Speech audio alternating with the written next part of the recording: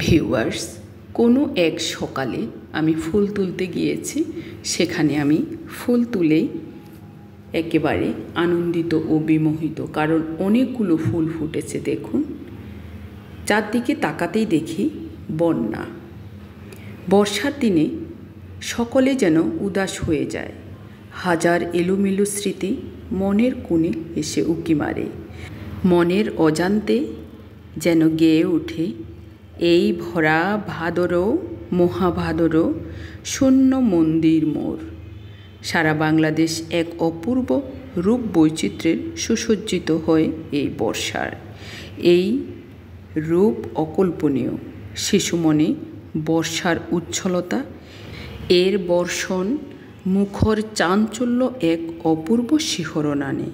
তাদের হৃদয়ে সৃষ্টি হয় এক আনন্দ উদ্বেল পরিবেশ। এই বর্ষায় শিশু মন যেমন আন্দোলিত হয়, বড়দের মনও সেই রকমই আন্দোলিত হয়। ইতিমধ্যে দেখতে পাচ্ছেন চারদিকে বন্যার পানিতে থই থই হয়ে গেছে।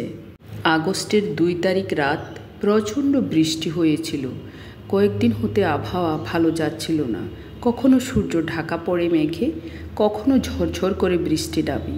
আবার কেমন যেন মনে হলো এই বাতাসের লক্ষণ ভালো নয়। তারপর সন্ধ্যা উত্তীর্ণ না হতেই কালো অন্ধকার থাবা বিস্তার করলো আমাদের পৃথিবীর উপর।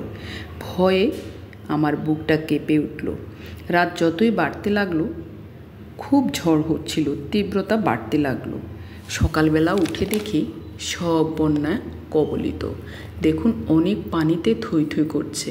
আমাদের গেট বরাবর একেবারে ফানি উঠে গেছে। এত ফানি দেখে উচ্ছলতা আসলেই কমে গেছে। এখন কি করব সেই ভয় পাচ্ছিলাম।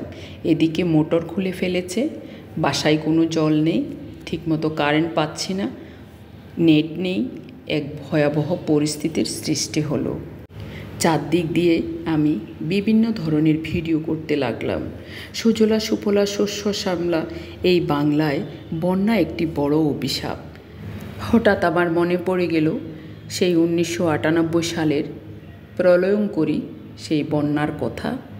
সত্যি অনেক মানুষ তখন ক্ষয়ক্ষতির মুখে পড়েছিল। সেই কথা ভাবতেই আমার শরীর শিউরে উঠল। দেখুন, খাল বিল সব পানিতে থই থই করছে। একদিকে সমস্ত ময়লা গিয়ে স্তূপ হয়ে আছে, আর অন্যদিকে স্বচ্ছ পানিগুলো গড় গড় করে নামছে। তবুও যেন পানির কোনো কমতি নেই। চিন্তা করলাম একটা রিক্সা নিয়ে শহরটা ঘুরে আসব, দেখি শহরের কোন দিকে কী অবস্থা। ইতিমধ্যে দেখতে পাচ্ছেন সকল বাড়িঘরের মধ্যে একেবারে পানি উঠে থই থই হয়ে গেছে। কোনো কোনো বাসায় রান্না বাড়া পর্যন্ত আজ বন্ধ হয়ে গিয়েছে। আমাদের বাসায়ও বাড়িওয়ালা এসে মোটর খুলে ফেলেছে। আমাদের কোনো জল নেই, আমরা ভীষণ বিপদে আছি। এরপর সব ধরনের পানির জন্য ছাদে গিয়েছে। ছাদে বিভিন্ন ধরনের জিনিসপত্র বসিয়ে সেখান থেকে জল সংগ্রহ করেছি। এরপর একটা রিক্সা নিয়ে বিকালে আমি বের হয়েছি। দেখুন, শহরটা আপনাদেরকে ঘুরে ঘুরে দেখাবো। বন্যা বাংলাদেশের জন্য একটি জটিল ও ভয়াবহ সমস্যা। ইতিমধ্যে আমি মার্কেটের সামনে দিয়ে একেবারে জেলা প্রশাসকের কার্যালয় হয়ে, তারপরে আমি প্যারামেডিকেলের রোড হয়ে প্রভাতী স্কুল পেরিয়ে তারপরে আমি বাসায় আসবো, এই চিন্তা চেতনা। দেখুন, সব কিছু ডুবে একেবারে থই থই হয়ে গিয়েছে। দেশের অর্থনৈতিক অবস্থার উপর বন্যার প্রভাব পড়ে। দেশের অনগ্রসরতার অন্যতম কারণ হিসেবে বন্যার ক্ষতিকর দিকটি কোনোভাবে অস্বীকার করা চলে না। বন্যার আকার ব্যাপক এবং ক্ষতিও ভয়াবহ, কিন্তু সমস্যা যতই বড় হোক না কেন তা মোকাবেলা করতে হবে, তার সুষ্ঠু সমাধান বের করতে হবে। পৃথিবীর অনেক দেশেই বন্যার সমস্যা সমাধান বের করা হয়েছে। বন্যা নিয়ন্ত্রণ করে এর ভয়াবহ ক্ষতিকর হাত থেকে অনেক দেশই রক্ষা পেয়েছে। বাংলাদেশ ইতিমধ্যে বন্যা নিয়ন্ত্রণের বিভিন্ন উদ্যোগ গ্রহণ করেছে।